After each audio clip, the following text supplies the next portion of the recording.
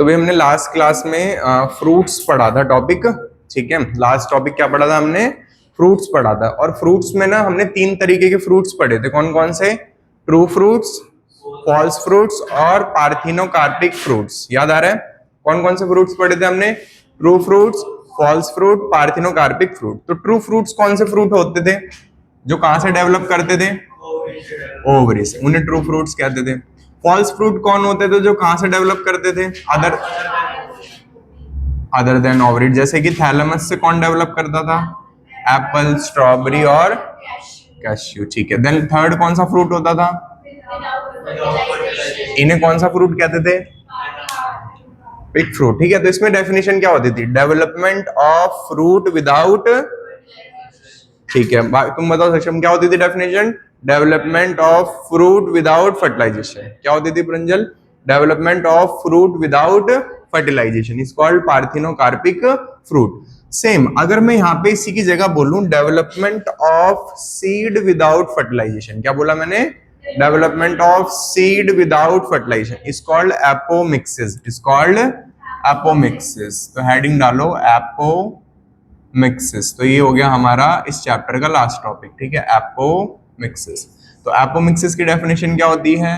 तो development of seed without fertilization, development of seed without fertilization, without fertilization, this is called apomixis, development of seed without fertilization. Clear है बात यहाँ पे? अब जो ये एपोमिक्सिस होता है ये क्या हुआ? It is a type of asexual reproduction. क्यों? क्योंकि यहाँ पे फ्यूजन ऑफ गैमेट्स नहीं हुआ। विदाउट फर्टिलाइजेशन मतलब क्या हुआ? फ्यूजन ऑफ गैमेट नहीं हुआ, तो मतलब it is a type of asexual reproduction, it is a type of asexual. तो यहाँ पे एपोमिक्सिस क्या होगा? It is a type of asexual reproduction. ये एक तरीके का एसेक्सुअल रिप्रोडक्शन होता है, तो it is a type of asexual reproduction, ठीक है भाई। तो it is a type of asexual reproduction. पर यहाँ पे जो प्रोडक्ट बना है, यहाँ पे जो प्रोडक्ट बना है, यहाँ पे जो प्रोडक्ट बना है वो किसका प्रोडक्ट है? सेक्सुअल रिप्रोडक्शन का। Seed is a product of sexual reproduction. तो ये क्या कर रहा है? इट मिमिक, ये क्या करता है? It mimic the product of, it mimic the product of sexual reproduction. ये किसके प्रोडक्ट की तरह मिमिक करता है? प्रोडक्शन। और वो प्रोडक्ट क्या है? सीड, ठीक है। तो यहाँ पे ब्रैकेट में लिख देंगे सीड। तो ये है एक तरीके का एसेक्सुअल रिप्रोडक्शन, बट ये मिमिक करता है किससे? सेक्सुअल रिप्रोडक्शन के प्रोडक्ट से। तो यहाँ पे एक बार याद करो, development of seed without fertilisation is called apomixis. It is a type of asexual reproduction that mimic the product of sexual reproduction, जो कि होता है सीड, ठीक है। अब आता है यहाँ पे कि जो एपोमिक्सिस होता है, इस एपोमिक्सिस का क्या फायदा होता है? एपोमिक्सिस का क्या फायदा होता है? तो बेनिफिट क्या होते हैं एपोमिक्सिस के, ठीक है। तो यहाँ पे एक से ज्यादा सीड बनती हैं, ठीक है। बिना फर्टिलाइजेशन के क्या बनती हैं? एक से ज्यादा सीड बनती है, क्योंकि जरूरी नहीं है कि सीड हमेशा किससे बनेगी? मदर सेल से। मदर सेल के अलावा भी और चीजें सीड बना सकती है। फॉर एग्जाम्पल सिनर्जिड ने क्या बना दिया? सीड। सिनर्जिड ने क्या बना दिया? सीड बना दिया या एम्ब्रियो बना दिया। एंटीपोडल्स ने क्या बना दिया? सीड बना दिया या एम्ब्रियो बना दिया। एंटीपोडल्स ने बना दिया, ठीक है। नेक्स्ट इंटेगुमेंट्स ने क्या बना दिया? इंटेगुमेंट्स। इंटेगुमेंट्स बताओ लिविंग थे या डेड थे? लिविंग थे, ठीक है। तो इंटेगुमेंट्स ने क्या बना दिया? एम्ब्रियो बना दिया। न्यूसेलस ने क्या बना दिया?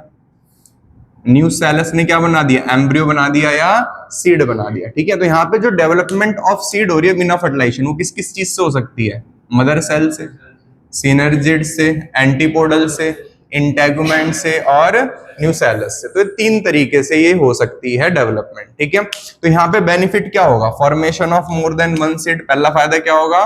Formation of more than one seed. Formation of more than one seed, एक से ज्यादा सीड की क्या बनेगी? पैदावार। Formation of more than one seed. Second क्या फायदा होगा यहाँ पे, cost of seed production decrease, नई सीड बनाने के जो पैसे लगते थे वो क्या हो जाएगा, डिक्रीज हो जाएगा, क्योंकि हमें एक से ज्यादा सीड मिल रहे हैं। ठीक है, तो सीड एक से ज्यादा बनेंगे और दूसरा सीड की जो खपत है, जो खर्चा है वो कम हो जाएगा।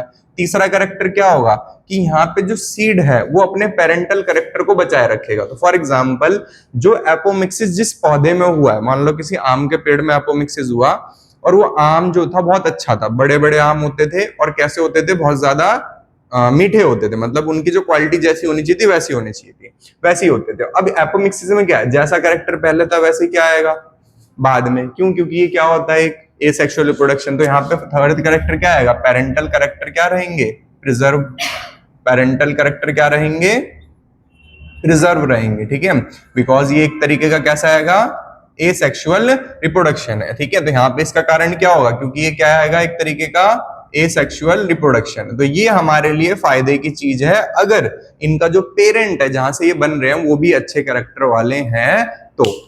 ठीक है भाई, ये लिखो यहां तक।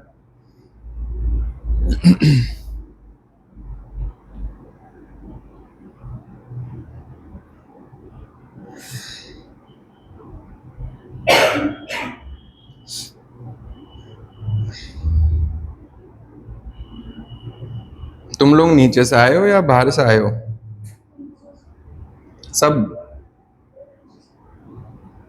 चलो जी, अब आता है कि ये किसके अंदर देखने को मिलती है। ठीक है, ये किसके अंदर देखने को मिलती है, तो एपोमिक्सिस जो होता है इसका एग्जाम्पल तो यहाँ पे लिखेंगे, इट इज सीन इन, ये कहाँ देखने को मिलती है, तो सबसे पहले देखने को मिलती है एस्टरेसी फैमिली में। ठीक है, एस्ट्रेसी फैमिली मतलब नींबू के अंदर तुम्हें देखने को मिलते हैं एक से ज्यादा बीज। ठीक है, ग्रासेस में देखने को मिलता है, एस्ट्रेसी फैमिली ग्रासेस में देखने को मिलता है। ठीक है, अब यहाँ पे क्या होता है, एपोमिक्सिस में एक वर्ड लिखना पड़ता है, note, here formation of more than one embryo occur, here formation of more than one embryo occur, यहाँ पे फॉर्मेशन होती है एक से ज्यादा एम्ब्रियो की, तो here formation of more than one embryo occur, therefore it is also called polyembryony, इसे क्या कहा जाता है, polyembryony भी कहा जाता है। ठीक है, तो याद रखना इसे क्या कहा जाता है, पॉली एम्ब्रियोनी भी कहा जाता है। क्यों कहा जाता है पॉली एम्ब्रियोनी, क्योंकि एक से ज्यादा क्या बनते हैं, एम्ब्रियो बनते हैं, तो इसको हम पॉली एम्ब्रियोनी भी कहते हैं।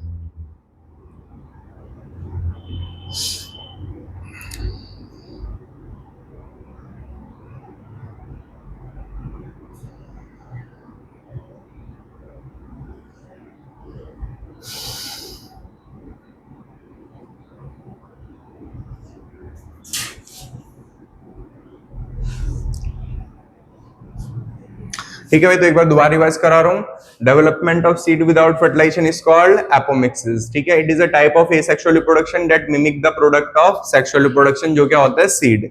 बेनिफिट क्या होता है, एक से ज्यादा सीड बनते हैं, cost of seed production decrease हो जाती है, पेरेंटल कैरेक्टर क्या रहते हैं, प्रिजर्व रहते हैं, बिकॉज ये एसेक्सुअल रिप्रोडक्शन होता है। ये कहाँ देखने को मिलता है, स्ट्रेसी फैमिली और ग्रासेस में देखने को मिलता है, एग्जाम्पल लेमन। ठीक है, यहाँ पे एक से ज्यादा एम्ब्रियो बनते हैं तो इसलिए इसे हम क्या कहते हैं, पॉली एम्ब्रियोनी भी कहते हैं। क्लियर है भाई?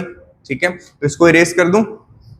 चलो जी, तो अब हम यहाँ पे लिखेंगे इसके टाइप्स, तो टाइप्स ऑफ एपोमिक्सिस, ये हो गया यहाँ पे लास्ट टॉपिक है, खत्म हो जाएगा फिर ये। तो टॉपिक है types of apomixis, types of apomixis, apomixis के क्या टाइप्स होते हैं, तो 3 टाइप्स होते हैं एपोमिक्सिस के। पहला टाइप होता है एपोमिक्सिस का रिकरेंट, ठीक है। सेकंड होता है नॉन रिकरेंट, और थर्ड होता है एडवेंटिव।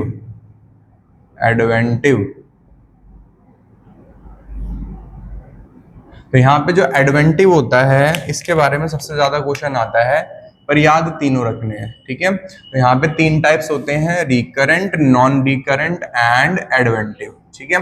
तो एपोमिक्सिस जो रिकरेंट होती है वो कौन सी एपोमिक्सिस होती है? तो रिकरेंट एपोमिक्सिस वो होती है जिसमें डेवलपमेंट होती है of embryo from mother cell, development of embryo from mother cell without fertilization. तो मतलब जो मेगास्पोर मदर सेल है वो बिना फर्टिलाइजेशन के किस में डेवलप हो जा रही है? एम्ब्रियो में, मतलब सीड में, ठीक है भाई। तो development of embryo without fertilization from कहां से?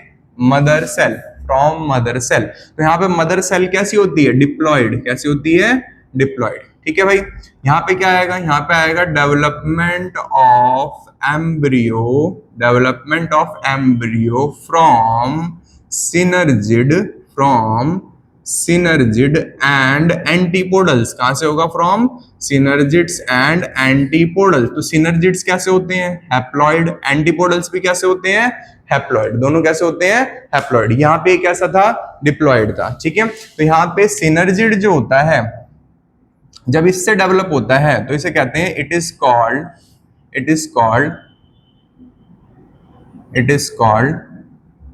Apogamy. It is called apogamy, मतलब इसके 2 नाम होते हैं, एक एपोस्पोरी, एक एपोगैमी। एक बार कंफर्म कर लेते हैं। एपोस्पोरी, एस फॉर सिनर्जिड, ठीक है। Apospory, apogamy.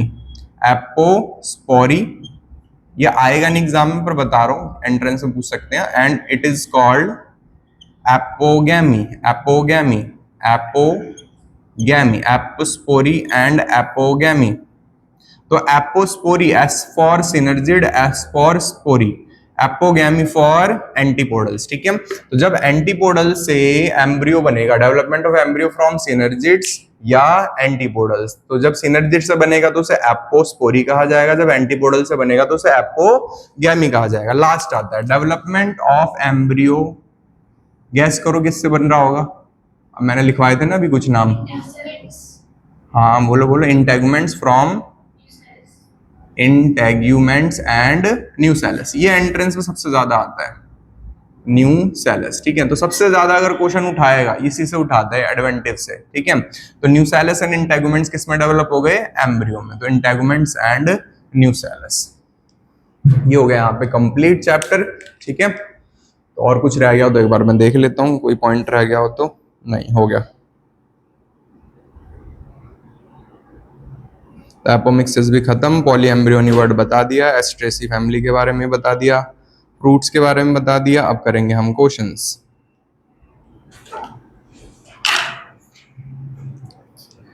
तो इसको बंद कर देते हैं, इसका कोई काम नहीं है अब।